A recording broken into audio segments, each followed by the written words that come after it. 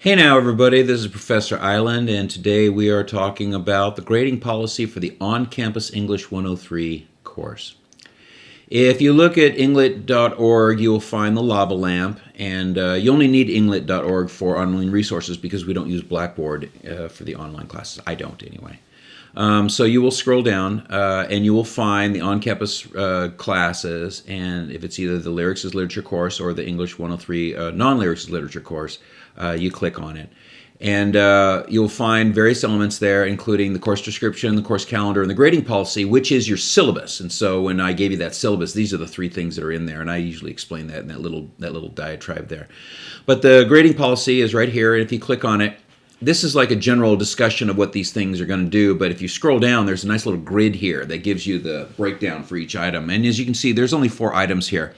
And everything you do for me is a written literary research analysis. There's nothing that you're going to turn in to me that is not a demonstration of your ability to apply critical analysis, and specifically the critical perspectives in papers. And if you go back to the website and you look under literary terms, and scroll down to the Evaluating Literature Critical Analysis, which is what English 103 is. You'll notice it's I think it's called Literature and Critical Thinking. That's us. You click on the critical approaches and critical perspectives. This is the list of all the critical perspectives that we will be discussing during the course of the semester.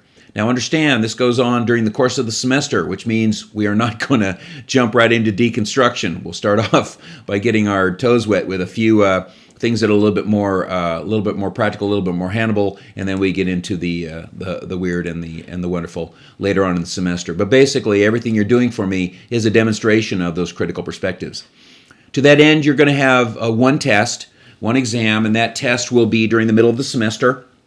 I'll give you usually 3 or 4 items to choose from, and you'll choose one of them: a poem or a play or or just a regular fiction piece, and you'll do your research and print out your secondary source material that analyzes that, and you'll bring in a copy of the story or the poem or the play, a copy of your secondary sources, a blue book, and you will sit in class for 80 minutes, which is how long the class is, and you'll crank out 5 paragraphs analyzing 3 critical perspectives. This is worth 25% of your grade, a quarter of your grade, and definitely you want to be up for that, but by the time we get to it, you'll have played enough with the critical perspectives that you'll know what you're doing.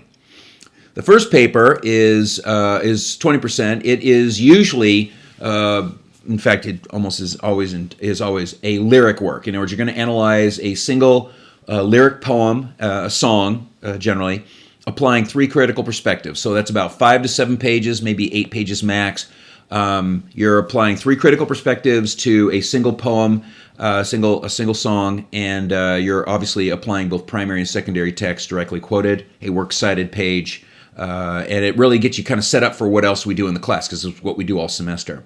Likewise, you have a final paper, which is obviously worth the vast majority of your grade. This is going to be either on a play or on a fiction piece, like a short story, something like that, maybe even a longer story, maybe a movie.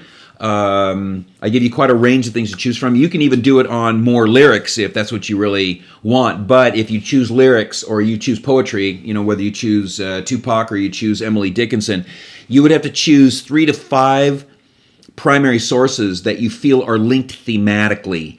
So that way when you're applying, say, a feminist criticism or a Marxist criticism or a historical criticism, you're not just applying the critical perspective to a single work. You're applying it to a couple of those works to demonstrate that from a Marxist perspective, that the author has a point that they're making in their work, and it's in this song and this song, or it's in this poem and this poem. Or from a feminist perspective, that there's generally a translation of this author's work from that viewpoint, and the works kind of hold together. So you're thinking like those songs are more like the chapters of a book, and you're analyzing the book rather than just doing song by song.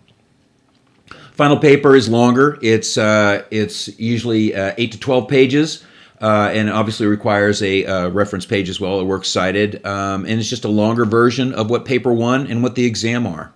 And it really is a demonstration of your mastery of the material. By the time we get to the final paper, you will have covered all the critical perspectives, and you're choosing the ones that work. You're not necessarily choosing, certainly you're not choosing all of them, but you're not necessarily choosing stuff because you feel you have to. You're choosing the ones that work with the material that you've chosen.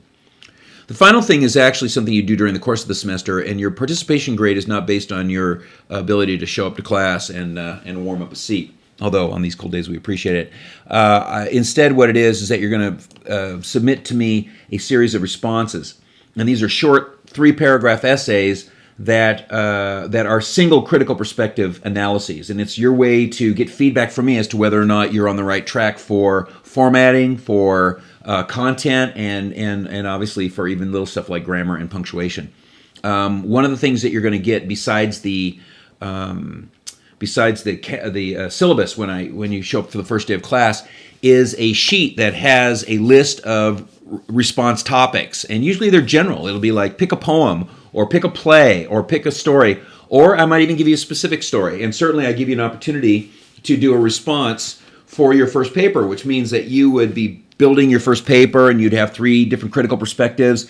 You would choose the body paragraph that has the best critical perspective, add an introduction and a conclusion, and submit that as a response, and then I would get that back to you before your first paper is due, and it would give you feedback on how well your paper's coming along and whether or not you're on the right track. I do the same thing for the final paper, and then obviously for other stuff along the way. This is your opportunity to practice the material, and if you get 5 of these done by the end of the semester, you get an A in participation, and if you get 3 of these completed and accepted, by the way, accepted by the end of the semester, you get a B in participation, and if you only do 2 of them, you get a C, and anything less than that, you get a D. So this is something you don't want to miss out on, and it's something that goes on during the course of the semester, but more than that, it gives you the feedback that you may need to determine that you're on the right track, and if you're not on the right track, for us to have a conversation to get you on the track. Like I said, there's only these 4 items, and each one of them carries a lot of weight, so you want to make sure that you're on top of these assignments and you're paying attention to due dates, which are announced in class. Certainly, if you send me an email and you are part of the email list, you'll be getting updates on various things, but generally not for due dates and stuff like that. You have to be in class for that, because with all my other classes, sending a due date by email is not practical, because different classes have different due dates. So anyway, that's where knowing somebody else in class, in case you happen to miss that day, knowing someone else in class might be useful. Also, frankly, I usually reiterate when things are coming up anyway. So if you're there and paying attention, you should be good to go. So anyway, if you have any questions, send an email to me at ingletguy@earthlink.net. With the dancing mailbox there. Send me an email, and I can keep you posted on stuff. And other than that, I will see you in class. And until then, stay in touch.